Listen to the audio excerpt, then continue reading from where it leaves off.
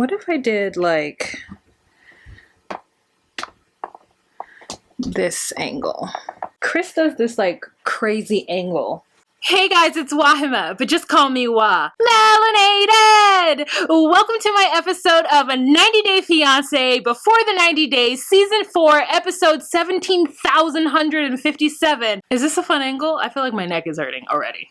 Hey guys, it's Wahima, but just call me Wah. Melanated! Welcome to my recap of 90 Day Fiancé Before the 90 Days, Season 4, The Tell-Alls, Part 1, 2, 17, 15, 13, and 12. If you are all about to come at me about where I've been, check me out on Instagram. Number 1. Number 2, my people are burning and I'm feeling the feels. Okay. Number 3, I will be talking about Black Lives Matter. So if for you, Black lives don't matter because all lives matters, then you've missed the point. I don't care, bro. Like, listen, if you don't believe that there's a systemic racism problem in this country and Black people are at the bottom of the totem pole and being treated like shit, and the police and other organizations are kind of enforcement of that systemic racism, then I'm going to need you to exit stage left. I don't care about your like. I don't care about your view. Now that I've gotten that out of the way, all right, so I got my makeup on for you guys. You know, it's been a minute. Don't forget to give this video a thumbs up and don't forget to share on any social media platform you deem fit. If you would like to get a shirt of mine, be true and find your place, please click the link below. All right, let's jump right into the episode. So the first couple that we're going to talk about is Lisa and Usman. Lisa has a lot of information that we didn't need nor want, and she is a bull in a china shop, just as Big Ed said she was. And this is the only time in my life that I'm ever agreeing with anything that Big Ed has to say, and it's about baby girl Visa. She is absolute T-Rash. They didn't even show it in the tell-all, but you know there's a whole thing where Usman talks about the fact that she's called him the N-word before, and he makes it known in the tell-all, and they didn't even air that part of it. And if they did, they aired it on that like last hour they tried to force down our throat. We don't need any more 90 Day Fiancé. In fact, this 90 Day Fiancé overload with this season, it was just too long. Why was it so long? So we start off their segment with Sean asking Lisa how she's doing, and Lisa's like, things are great with me and Usman. I married my best friend. It was the wedding of my dreams. It was the proposal of my dream. I always dreamt about being proposed to outside of a restroom in a hotel in Nigeria.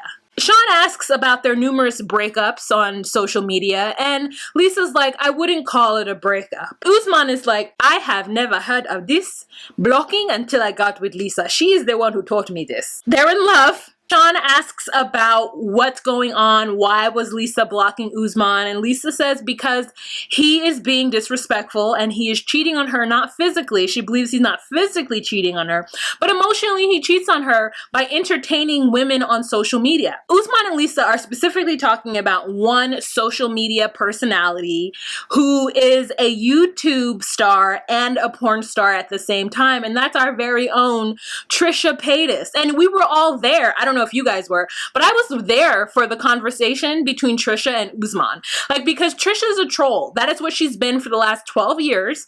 And all of a sudden she's in love with the show 90 Day Fiancé. So she wanted to dip her big toe in the 90 Day Fiancé pond by stirring up some drama between Usman and Lisa, which helped her out, also helped Usman out. So Usman is like, of course I'm talking to this porn star. She's a fan. And she has 2.5 million followers. Yes, I'm going to retweet her. Yes, I'm going to reblog her. I'm a musician. That's what I do. And Lisa's very upset about this whole interaction. But the truth is that if you follow Trisha, which at the time I did, she posted snapshots of her and Lisa's conversation, and where she says to Lisa, I'm just a really big fan of the show, and yes, I used Usman's music in one of my like sexier, racier posts, but I just really like you guys and I think you guys are great. And Lisa's like, oh, you're really funny, hon. Okay, I understand. So in the tell-all, they're fighting about something that Lisa has already come to terms with and has already accepted. So I call BS on that. So there's a lot of things that I'm just like, oh, okay, so if that's a lie, then what else what else is a lie? You feel me? Lisa has a lot of arguments with a lot of different people during their segment. She's got a lot to say. And I really feel like she shouldn't have anything to say. So Usman asks his cast members, are all American women the way Lisa is? Just belligerent and loud and quick to anger. And she will not even let the man ask the question. She's like, I'm about to shut this effing thing down. And I'm just like, Lisa, doesn't nobody care about you? Like, you can go ahead and go. We just want to hear what Usman has to say about his experience with you. We don't care about your experience with him because we've seen you act a whole fool with this man. Avery's like, P.S., you know what? No, not all American women are like that, Usman. And Lisa goes in on Avery and is like, that's why your ass got dumped. You need to worry about your own situation. And Avery's just like, with all of that contour, you know, Avery's contour was real aggressive. She just didn't put it any other place. You know what I'm saying? She just put it right here. She wanted to carve off that cheekbone and she just wanted to shrink the space between her eye and her cheek. It was real aggressive. But we'll get to them in a few. So then Sean asks about Usman's plan of getting another wife. And Lisa is under some delusion that because she's the first wife, aka bottom bitch, that she's gonna hold some special place in Usman's heart. And Usman is like, yes, and definitely I'm getting married, especially if Lisa cannot have another kid. And we all know Lisa can't have another kid, right? We all know that 53-year-old Lisa is not packing any eggs, you know what I'm saying? So Usman is like, she has to be a Hausa woman because he's already used his one out on this old bag of bones over here. And he has all of a sudden no plans on coming to the US, which is so interesting because the entire show he talked about coming to the US. And now he's just like, meh, take it or leave it. I'm going to stay here with my Hausa wife and we're going to have Hausa kids. And I don't know why Lisa thinks that she is about to be the first wife when he's about to get with a woman who's going to bear him some Hausa children, whom his mother and his siblings are probably going to love. Somebody from his village, the village or the town that she finds to be despicable. So Ed jumps in and backs up Usman as well, and Lisa then goes off and calls Ed a goat, talking about the way that he treated Rosemarie. I just don't understand Lisa and Angela. Sometimes these two women, because they're of that age, they're in the same age range, they say things that are just sexist. Like, they believe that women should be powerful, but at the same time, they're very quick to tell other women to take a step back and honor their men. Like, it was just really weird how she was defending Tom when Tom has asked out every cast member that he finds to be mildly attractive, and somehow Lisa has lumped herself into that group of women. So Avery, let's move on to Avery and Ash, right? So Avery and Ash are broken up, and Sean is really disappointed about this. I personally am not. Like, I know at the end of the season it made it seem like they're about to be together, but there's something up with Ash, and I just need Avery to take it very slow when dealing with him. So they did break up, and bottom line is because Avery can't trust Ash. She says he's a liar. The only example she gives is the fact that he lied about starting a diet with her, but she says that that is just a small incident compared to all of the bigger lies that he tells. He tells a lot of lie of omissions, and he might not tell her exactly what's going on, but he tells her the bright side of things, and she just can't trust that. And I understand it. Even though the sex was phenomenal and they giggled about it for a little bit, sex doesn't make a whole relationship, not when you're planning on moving somebody to the country and you don't really feel like you can trust them.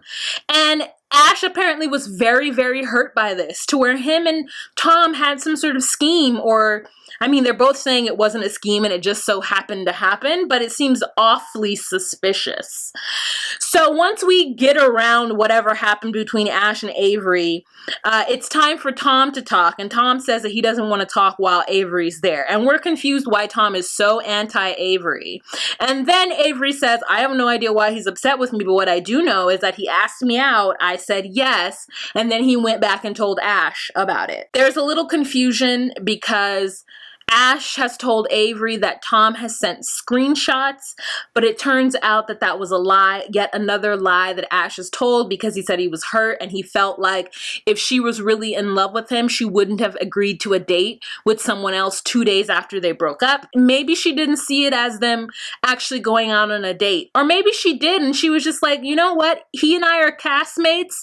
I'm allowed to be seen in public with him. Also, when is this going to happen? Because I'm not flying to London, so if he's coming to Seattle, why wouldn't I see him? Tom seemingly wasn't upset with Ash for lying on him. It was just, they were all just mad at Avery. And I was like, I don't understand why anyone's mad at Avery. Of course, Darcy is popping up and it's like, that's the way he is. Like, all of a sudden, Darcy has so much bravado, you know what I'm saying? She's just real brave in this. And she also says off camera that the reason why I think she is so brave, or the reason why she thinks most of the cast members are pretty brave, was because they weren't sitting in a studio. They were at home, they were comfortable, and they were able to say what was really on their mind. So speaking of Tom and Darcy, let's move on. So we have Tom and Darcy is there with a skin-tight rhinestone nude dress, which I think if she were on stage and with all the glitter and the lights, it would have really been sparkly. But the wig,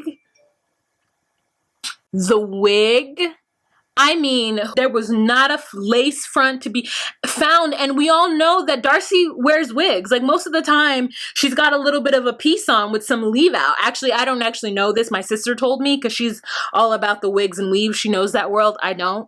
But what I'm saying is that she's done better before. I know we're in a quarantine, but that wig, and she even stands up and is like, ooh, revenge body. And I'm like, no revenge body, sis. Like, that's not healthy. There's no revenge body, Darcy. You're just doing better, and that's great. We're happy for you. I love it. I love you. I love everything that you stand for. I think that you're great. But the revenge body business and her, like, with her little comments about Tom, I hate her little comments. Like, I like it better when she's on a script and she's just saying things as opposed to her being like, well, that sounds like him, and, well, you could have fooled me, and, you know, we're all strong women. I'm just like, girl, like, you are the most insecure woman on this stage right now. I do love you, but you was mad insecure, sis. So Tom talks about Shannon and how him and Shannon are not together. Shannon didn't want to be on the show, which is a really great move for her. I'm sure she didn't realize what she was getting into, but I'm sure the 90 Day Fiancé stans out there just went crazy on her Instagram. She probably had to shut that shit down and was like, look, Tom, not worth it. But she says she wishes Darcy and Tom the best and that she never meant any harm. Sean asks Tom, why did you even go see Darcy? He's like, because I didn't know if there was still something there. And so Sean is like, so you honestly just went there and you really didn't know which way you were feeling. And he was like, correct. And we're all lies. Like, you're a liar. You knew what you wanted to do. You just wanted more screen time. And, you know, bada boom, bada bang. And we see that about you, Tom. We got it.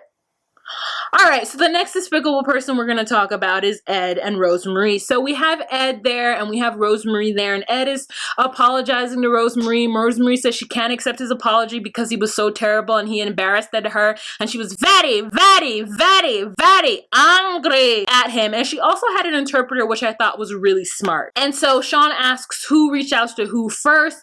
Ed says that she reached out. Rose is like, no, I didn't. You reached out. And then Ed produces a bunch of pictures that are supposed to prove that she wasn't upset. And then we just start thinking about Ed and how despicable he was and how he saw how terrible her living conditions were and didn't feel anything about giving some money, you know, especially when he was being a sex tourist and he went there in the first place to just try to have sex with her. She doesn't want to be with him. Ed asks if she was with another woman. She says yes, that she got with the woman to get over Ed. He mentions that he wanted to get back with her, but Rose says no. I don't know. It got real muddled, but his daughter ended up coming on, and his daughter ended up coming at Rose, which really upset me because I just want someone to be a responsible party when it comes to dealing with Rose, because she's nothing but a victim in this scenario. And then Rose brings up the fact that Ed was like, you know what, if you do want money, then you'll take off your top and do a little sexy. And instead of Ed saying that's a lie or that's not true and being whatever, he just gets really flustered. And so part of me believes that it might be true,